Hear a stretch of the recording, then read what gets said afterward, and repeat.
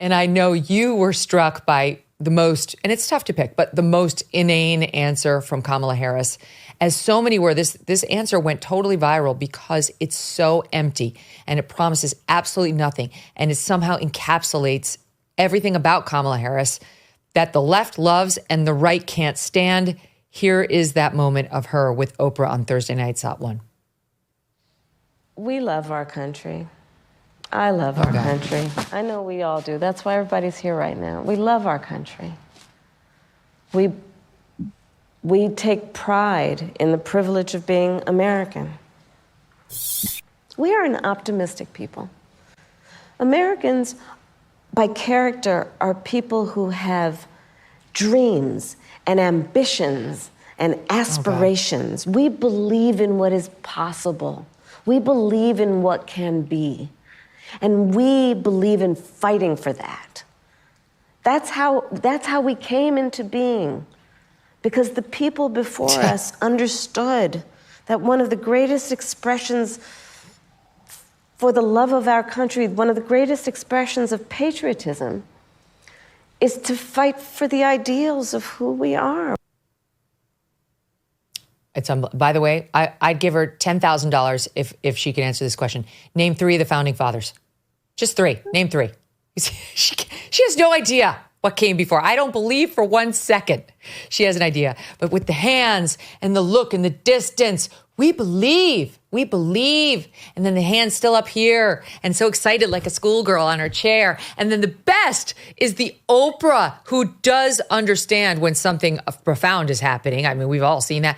Pretending that this is one of those moments with her facial expression like, go on, savant.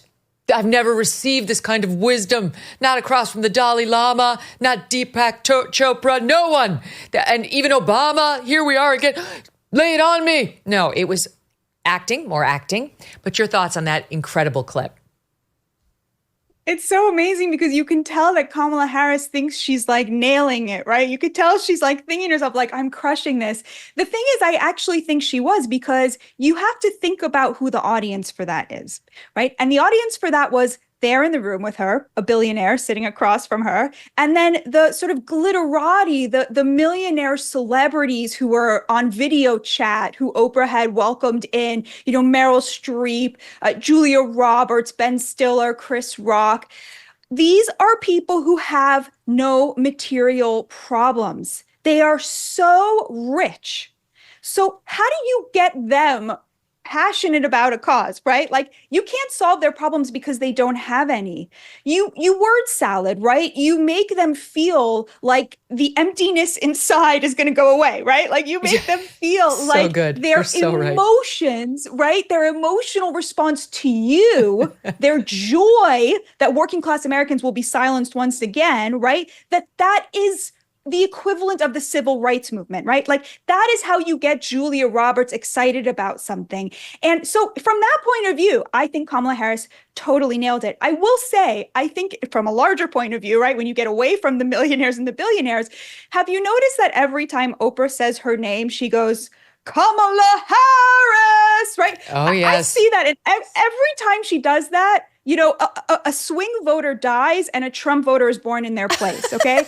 Because it is just so ostentatious and ostentatiously empty of meaning. And what we saw from the, Biden running against Trump to Harris running against Trump was the switch from we're running against the threat to democracy that will end our democracy to we're running on this joy campaign. And here's what happened there.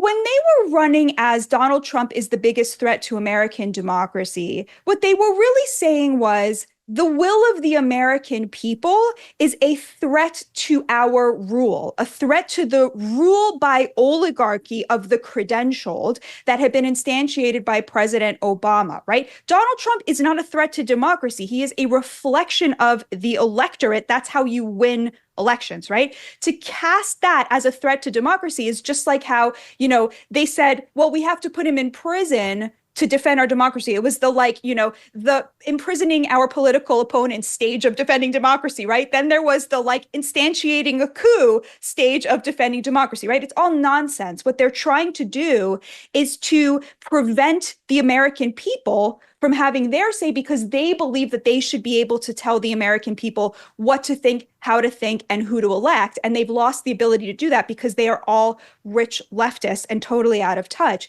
So that was when they were running against Biden, right? Now that they're running with Harris against Donald Trump, what they've effectively done is, in their mind, they've neutralized the threat posed by the electorate and the American people, right? Now they have joy instead because they think that they are going to get away with this, having simply replaced their candidate, thrown out the votes of 14 million Democratic primary voters, and they're going to sail to victory on these vibes, on the joy of the rich. It's the let them eat joy campaign because they think that they have neutralized the threat posed by the millions and millions of Americans who want Donald Trump. And that's really what you're seeing with this Oprah stuff. It's the let them eat the joy of the rich. That is what Kamala Harris is offering the American people. And unfortunately, because of the way the media works, she's getting very far with it. Okay, so Batya, you may have missed this on Friday, but speaking of the Oprah yelling, it was a lot. And I said this on Friday, but I really feel like she's just out of step with where broadcasting has gone since she was a star. If anything, we've taken the tone down. We don't yell at the audience anymore. It's very jarring. Most young people in particular are used to consuming their news now via podcast and on their phone in a way that's not on their living room and just having Oprah pop in and entertain you. It's longer form conversations that are meaningful where you really are searching for explanations that will help you understand something. It's not screaming in people's faces. She's out of touch. And here are our favorite examples. Thanks for joining us for this very special event, Unite for America! Hope and joy rising. And there's been can you feel it? You can feel it. You can feel it. You can feel it. We can feel it. Chefs for Kamala, love that group. Republicans for Harris, love that group even more. We've got Swifties, where are you? Swifties for Kamala! Here, Chris Rock is in the house. Chris, where are you? Chris Rock is in the house. Jennifer Lopez, where are you, Jennifer? Yes! Julia Roberts, where are you? And Miss Meryl Streep is in the house. Please welcome Kamala Harris. Oh, my Lord. Okay, you get it. Can I tell you, Batya, she is the leaf blower of television hosts, where you're like, be quiet.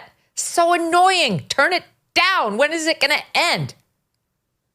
It's really funny because I went back and rewatched the speech that she gave at the DNC. There was a lot of talk there about, how we're more united than divided, a one America, we should come together and elect Kamala Harris and not the threat to democracy. And they don't realize that they literally are undermining everything they're trying to do. I always thought of Oprah as a uniter, not a divider, as somebody who really did have a feel for what average Americans' lives were like, evidenced by the fact that she was able to have this, amazing, loyal audience of just normies, regular people who got a lot out of her content. So this is just so disappointing. That's before she got political. When she went for Obama, she abandoned all the women who made her a star, who made her a billionaire. She gave them the middle finger and instead leaned into race. And then she campaigned for Barack Obama. She really did help him win Iowa. And now she considers herself a political kingmaker. And she doesn't realize that she's actually post her relevancy, post her massive stardom. And she really should probably just enjoy her $4 billion in Montecito and enjoy, just have a great time with it. Go hang out with Meghan Markle, who you also falsely rehabilitated and let her smear the royal family without any journalistic integrity or questions. And now she's trying to do the same for Kamala Harris, but she's not a kingmaker. She's not going to make Kamala Harris. If Kamala Harris is going to make it, she probably was helped much more by the Taylor Swift endorsement than she was by the Oprah Winfrey. But I think Kamala Harris, if she's going to make it at all, she's going to make it because Donald Trump's unfavorables, not because of anything Kamala, Taylor, or Oprah is doing. Did you know that there's nearly $1 trillion of infrastructure and pandemic funds yet to be spent? That's right. There is still a massive amount of money that the lame duck administration is pushing hard to spend in their last few months in office. If the president is able to push these funds out, we could see another prolonged inflation surge, just like we did during COVID. But there is hope. A gold IRA from Birch Gold Group can be an inflation hedge for your savings in uncertain times. To see how to protect your IRA or 401k, get your free info kit on gold by texting the word MK to 989898. Birch Gold makes it seamless to roll over your retirement account while preserving your tax-advantaged status. Don't wait for the president's spending spree to potentially tank the dollar even further. Protect your financial future now by diversifying. Text MK to the number 989898 for your free info kit from Birch Gold. Thanks so much for watching. If you like what you just saw, hit the subscribe button for more clips and full episodes.